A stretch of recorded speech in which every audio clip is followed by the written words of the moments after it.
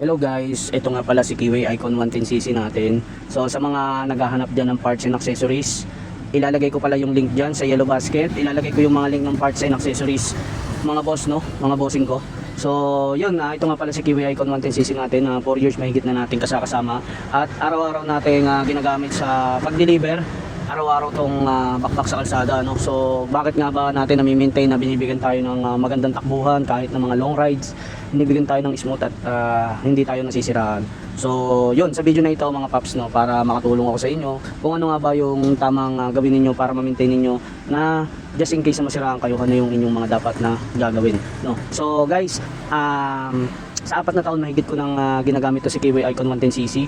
Ang masasabi ko lang ay sobrang tipid nito sa gas dahil sinasagad ko kasi yung 1 litro niya pag nagpapagas ako noon hanggang ngayon. Nasasagad ko minsan yung 1 litro, umaabot talaga siya ng 40 to 46 kilometers. So kayo na lang mag kung tipid nga ba o hindi, pero para sa akin sobrang tipid ng motor na ito na si Kiwi Icon 110cc. At aside from that, sa 4 years mahigit na natin kasama tong motor na ito, halos makikita ninyo guys na wala na siyang mga decals, no, dahil tinanggal ko na rin. At syempre para ma-maintain yung flarings niya na hindi kupas, ay ginagamitan ko siya ng back to black. So kung familiar kayo sa back to black, pang coat siya para mas magpanumbalik yung kanyang dating kulay, no, kasi matte black tong motor natin. So yun, napakatipid nga nito sa gas at sa 4 na taon na higit is wala pa halos itong naging issue. So binigyan man ako ng problema pero napaka normal naman yung mga naging sira nito, no. So unang-una, naging sira nito yung belt lang, no. So kahit anong motor naman mga bossing ko, no, ay talagang ito nasisira to, no. So yung belt nga mga paps, yung belt ng panggilid natin mga paps, yun yung unang-una na naalala ko na naputulan ako ng belt niya sa panggilid. So yung belt, sa mga nagtatanong kung ano nga ba yung plug and play na swak sa motor natin, so ang swak po dyan ay yung pang Honda Beat FI at saka Honda Beat Carb. Pero kung gusto niyo ng mas fit pang Honda Beat Carb, yung piliin niyo na belt ng Honda kasi napakatibay, no. So yun, sunod guys na nabigyan ako ng sakit ng ulo nito ay yung regulator.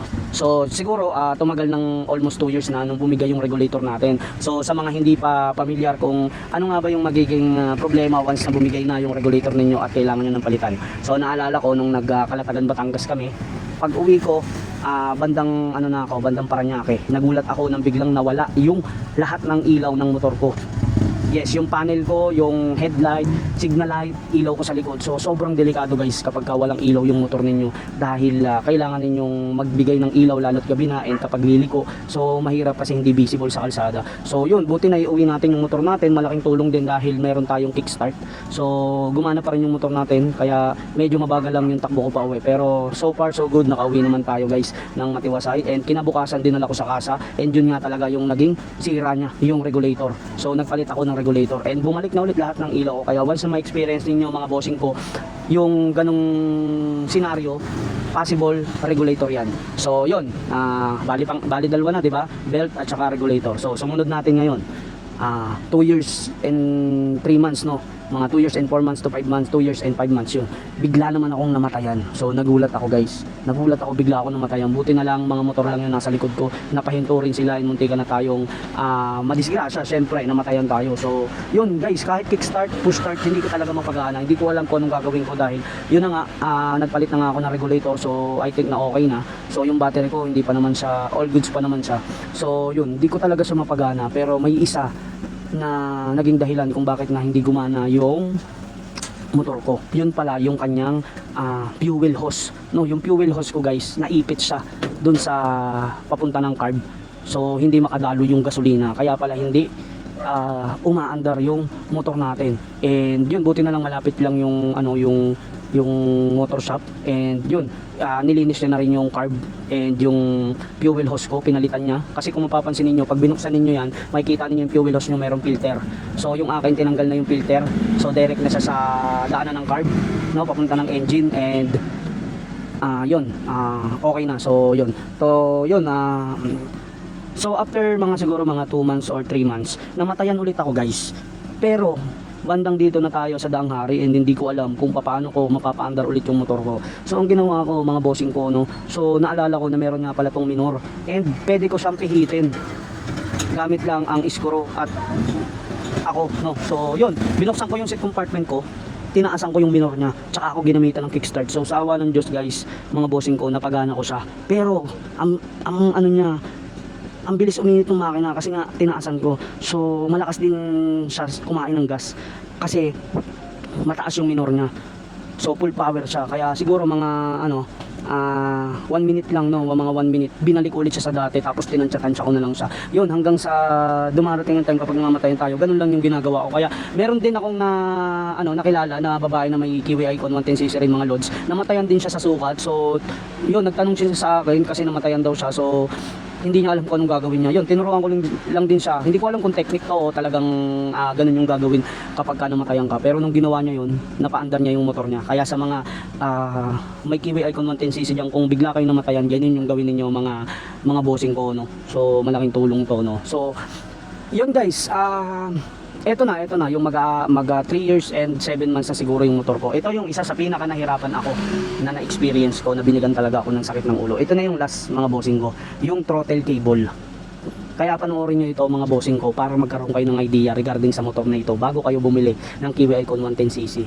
Pero kung makakabili kayo ng Kiwi Icon 110cc, talagang hindi naman kayo magsisisi. Kung lalo kung marunong kayo sa mga parts nito, hindi kayo mahihirapan magpalit. Kahit kayo lang ang magpalit, kaya nyo guys. And halos lahat ng branded na motor swak dito na parts kay Kiwi Icon 110cc. Ito na nga yung throttle cable. Dito ako pinaka nahirapan, mga bossing ko, dahil nung nasiraan ako dito sa papunta ng Naiya guys, so naputulan tayo ng throttle cable. So tinulak na natin to hanggang sa makarating ng motor shop. And yun na nga, mga bossing ko, no, ang sad to say, no, na wala talagang kasukat na throttle cable si Euro Kiwi Icon 110cc natin. Wala talaga siya kasukat. Kahit saan kayo pumunta siya, wala siyang kasukat na throttle cable. Iba yung throttle cable ni Kiwi Icon 110cc. Sa lahat ng parts niya, dito lang talaga ako nahirapan sa throttle cable nito. Kaya yun guys, buti na lang napakagaling nung mekaniko na yun. At shoutout din dahil naka Kiwi Icon 110cc rin siya. At hindi niya pa na-experience yun, yung naputulan ng throttle cable. So ako pa lang naka-experience. Buti na lang nagawa niya ng paraan, mga bossing ko, no. And naiuwi pa rin natin yung motor natin sa bahay. So nag-research ako kung ano nga ba yung plug and play para sa Kiwi Icon 110cc natin na throttle cable. So yun, umorder ako ng dalawa, kaya meron tayong stock sa motor natin lagi, at saka ng belt, no, may stock din tayo niyan. Kaya hindi tayo natatakot bumiyahe sa mga malalayo, dahil kung sakasakali na maputunan ulit tayo, meron tayong pamalit, no. So yun, mga bossing ko, no.